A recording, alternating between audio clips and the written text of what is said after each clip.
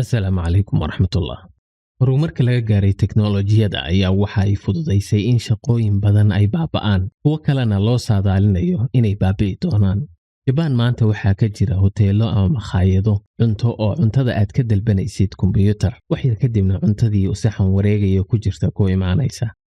Shirkadda Amazon oo qaab online ah alaabta looga dalbado ayaa dhowrkii sano oo lasoo dhaafay magaalooyin Mareykanka ku yaal ka furtay dukaanno aad moobilkaaga ku galaysid oo alaabtaad rabtid ka qaadanaysid. Markaad dhamaysatidna aad baxaysid.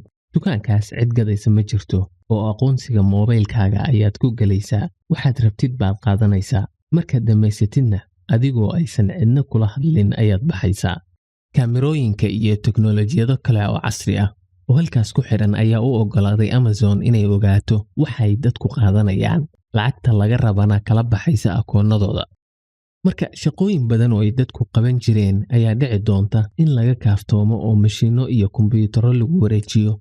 Haddaba waxaa jira shaqooyin ay dad bani samayn jireen laakiin laga kaaftoomay oo aan maanta la aqoon. Kuwan marka waa qayb ka mid ah.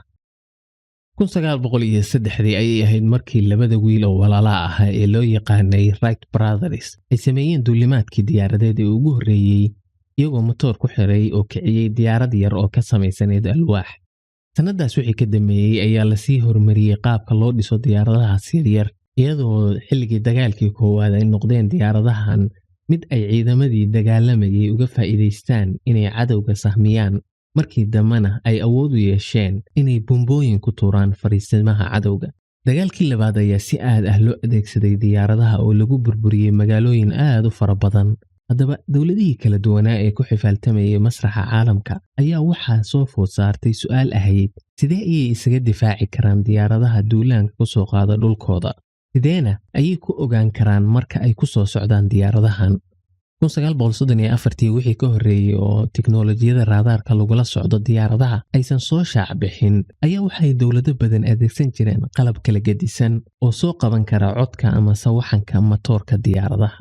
maadaama ay taasi tahay qalabka kaliya ay kula socon karaan diyaaradaha soo socda iyo jihada ay ka soo socdaan. Haddaba qalabkan ayaa codka diyaaradda kor u qaadaya oo isla markaana la garan karo jihada ay ka imaanayso diyaaraddu. Arrintaasi oo fududeynaysa in laga hortago diyaaradahaas. Waxaa jiray askar ciidamada ka tirsan oo shaqadoodu ahayd inay dhageystaan qalabkan oo maqlaan codka diyaaradaha raba inay duqeyn ka geystaan dalkaas. Marka diyaaradaha jihada ay ka soo socdaan la ogaado ayaa waxaa dhinacooda loo jihayn jiray qoryaha diyaaradaha ka hortaga. Si ay meel fog uga maqlaan codka diyaaradaha ku soo aadan ayaa waxaa Ingiriisku dhisay derbiyo aad u waaweyn oo loo yaqaanay muraayadaha codka ama acoustic mirrors. Muraayadahan ayaa marka codku ku dhaco soo celinaya oo markaa kadibna mikrofoonno hoos yaalla ay soo qabanayaan codkii diyaaradahaas. Laakiin bartamihii soddomaadkii ayaa dawlado badan ogaadeen raadaarka iyo sida looga faa'iideysan karo, taasoo keentay in qaababkii hore ee diyaaradaha loo ogaan jiray ama loo dhageysan jiray laga gudbo. Shaqo kale oo aan maanta jirin ayaa waxay timi baahideedu markii la ikhtiraacay telefoonka wixii ka dambeeyay 1875. Isla markiiba waxaa soo baxay caqabado ay ahayd in la xalliyo.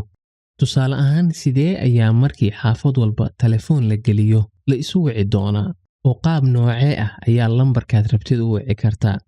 Markaas waxaa shirkadihii telefoonadu sameeyeen switchboard wax loo yaqaanay oo markaad rabtid inaad wacdid telefoon kale aad marka hore lagu gudbinayo central aad u sheegaysid meeshaad rabtid inaad wacdo. Marka dumarkii halkaa ka shaqaynayay ayaa markii loo sheego meesha uu qofku rabo inuu la hadlo leenkiisa ku xiriirinaysa meesha uu rabay inuu la hadlo, iyadoo dumarka halkaa ka shaqaynayay ay dhageysanayaan dadka telefoonka ku wada hadlayay sheekadooda si markii ay hadalkooda dhammaystaan ay u joojiso khadkaas. Qaabkan lagu wada xiriiro telefoonada ayaa wuxuu socday ilaa bilowgii 80aadka. Shaqo kale oo aan maanta jirin ayaa ah dadkii goyn jiray barafka ka hor intaan la samayn mashiinada korontada ku shaqeeya ee barafka sameeya. Shaqooyinkan oo ka jiray wadamada xilliga qabowga barafku meel walba yaal ayaa waxaa jiray shaqaalo aadah inay barafka wabiyada fariistay ay gooyaan oo ay markaasi u qaadaan magaalooyinka aadka looga isticmaali jiray. Ganacsigan barafka ayaa qarnigii 19aad aad u faafsanaa, iyadoo shirkado aad u fara badan oo ay ka ganacsan jireen barafka oo qaybtoodna u qaadi jireen wadamo aad u fogfog sida Hindiya, Latin America iyo weliba Australia. Norway ayaa waxay sanad walba dhoofin jirtay 910 milyan oo kiilo oo baraf ah. qarnigii 20aad ayaa waxaa soo caanbaxay warshadaha barafka samayn jiray, taasoo keentay in laga kaaftoomo dhulkii barafka loo raadsan jiray. shaqo kale oo jiri jirtay ayaa waxaa qaban jiray dad loo yaqaanay kombiyuutaris, oo magaca kombiyuutar waxaa bilowgii loo yaqaanay dad shaqadoodu ahayd inay wax xisaabiyaan intaan kombiyuutarada aan maanta naqaan aysan jirin. dadkan ayaa waxay samayn jireen xisaabaadka ay u baahnaayeen saynisahanada cilmiga astronomiga ama cilmi falaga ee la socda dhaqdhaqaaqa meeraha iyo dayaxyada.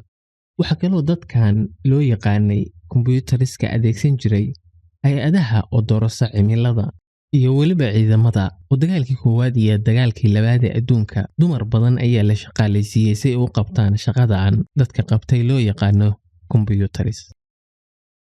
intaas ayaa noogu jooga barnaamijkii maanta. intii aan mar dambe kulmi doono, nabadgelyo. Assalaamu calaykum waraxmatullahi.